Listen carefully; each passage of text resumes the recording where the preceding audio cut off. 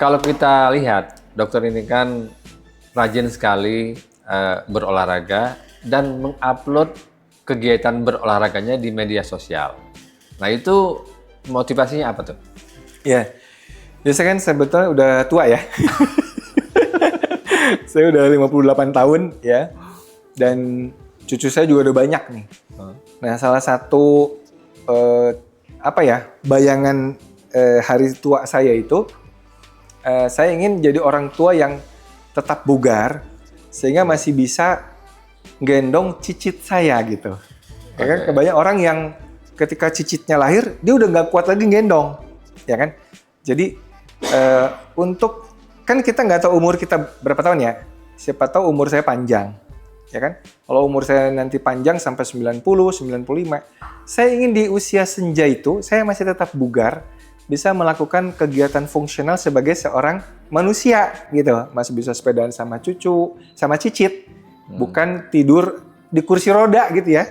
Bukan itu tapi pakai sepeda misalkan. Nah, untuk itulah untuk cita-cita yang jangka panjang sehat dalam usia tua itu butuh effort, butuh usaha yang dibangun sejak sekarang. Nah, kemudian saya memang rajin olahraga. Awalnya saya belajar dengan personal trainer, ya. Tapi kemudian setelah saya basic latihan itu saya paham, saya tertarik dengan dua olahraga fungsional nih. Kenapa?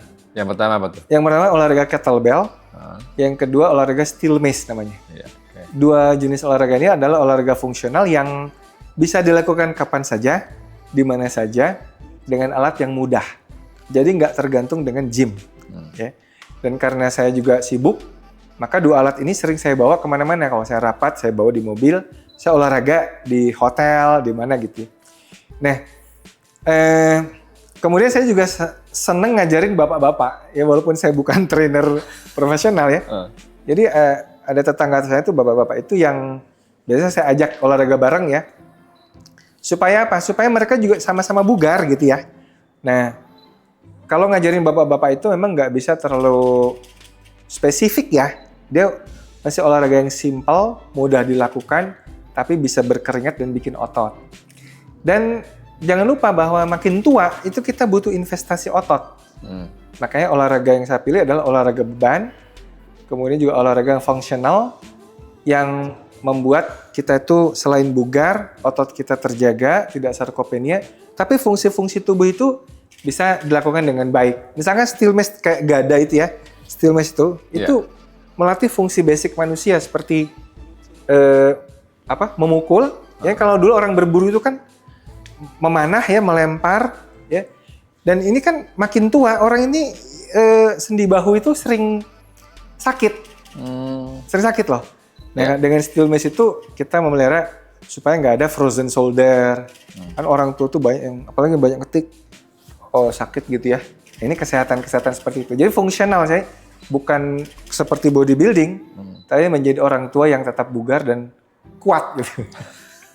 Dan itu kan di-post ke media sosial. Kadang-kadang ada yang komen, ada yang support. Itu gimana tuh dokter menanggapinya, komen-komen itu? Ya, saya kira kegiatan saya itu mudah-mudahan menjadi inspirasi ya. Bahwa betapapun sibuknya kita, selain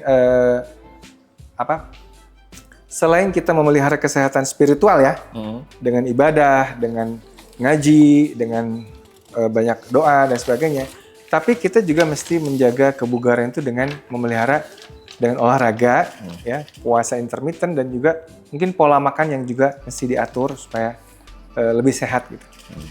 Oke, soal puasa intermittent itu sudah berapa lama dilakoni?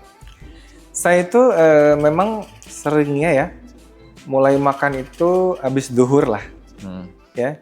Itu tapi nggak selalu ya. Kalau weekend biasanya ya saya pagi-pagi juga bisa makan ya lebih bebas. Tapi untuk mainly biasanya tuh memang habis duhur itulah baru saya makan. Sarapannya mungkin kalau nggak kopi, saya hobi saya ngopi, kopi pahit ya.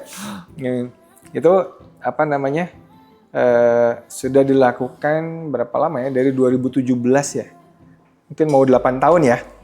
Memang nggak setiap hari, setiap saat ya. Tapi memang saya kalaupun puasa Ramadan itu seringnya adalah sahur itu air putih aja. Jadi kosong perut yang lama itulah yang membuat sebetulnya detox itu lebih maksimal. Jadi autofagi ya. Jadi kira-kira begitulah. Jadi dinikmati aja gitu. Kegiatan itu bukan menjadi siksaan ya. Puasa intermittent tuh kalau udah biasa juga enak sebetulnya. Oh, jadi memang tujuan awalnya ingin membuat kesehatannya makin bertambah itu ya? Iya, istilahnya longevity. Apa ya? Jadi kalaupun saya ditakdirkan panjang umur itu, memang hidup sebagai orang tua yang berkualitas gitu. Quality of life-nya tetap terjaga. Ya, jangan sampai naudzubillah ya, hidup kita pada saat usia tua tuh di kursi roda gitu ya. Terus dipakaikan pampers sama anak cucu kita gitu. Naudzubillah, itu saya menghindari itu ya. Ikhtiarnya adalah tentu dengan dari jarak dari jauh-jauh hari kita sudah menerapkan kehidupan yang sehat. Satu lagi, harus tidur juga mesti dijaga kualitasnya. Maksudnya apa tuh? Seperti apa tidur yang berkualitas itu? Paling enggak kalau sudah ini sudah gelap ya, sudah isya ya, mungkin maksimal jam 9 atau jam 10 itu sudah kita bisa tidur. Kalau orang dewasa makin tua itu kan mungkin 6 jam itu udah cukup ya. Jadi kalau kita tidur jam 10 itu bisa jam berapa tuh? Jam 10 tambah 6, 16 ya. Jam 4 ya. Kalau kita tidur jam 9, kita bangun jam 3. Di situ kita bisa sholat tahajud ya, kita bisa nulis, kita bisa merenung, bisa berpikir, belajar. Jadi saya kira belajar di waktu subuh itu juga sangat baik ya, untuk menjaga kesehatan otak juga. Karena kalau orang tuh tidurnya nggak cukup, itu juga nanti akan berpengaruh ke kesehatan. Ya. Jadi orang-orang yang begadang baru tidur mulai jam 1 pagi misalkan, itu kalau terus dilakukan secara kronik, itu juga akan berpengaruh ke kesehatan, juga termasuk kesehatan jantung. Jadi memang harus dijaga juga pola tidurnya ya? Ya, pola tidur, puasa intermittent, pola makan, olahraga, dan manajemen stres. Nah itu bagaimana tuh manajemen stres? Ya gini, orang itu kan kalau dia stres kronik ya, itu juga akan berbahaya terhadap kesehatan jantung. Supaya kita nggak stres psikis, kita bikin tubuh kita stres fisik. Nah, ini menarik nih. Ya, jadi kalau kita banyak olahraga, stres itu sudah diambil oleh olahraga. Oke.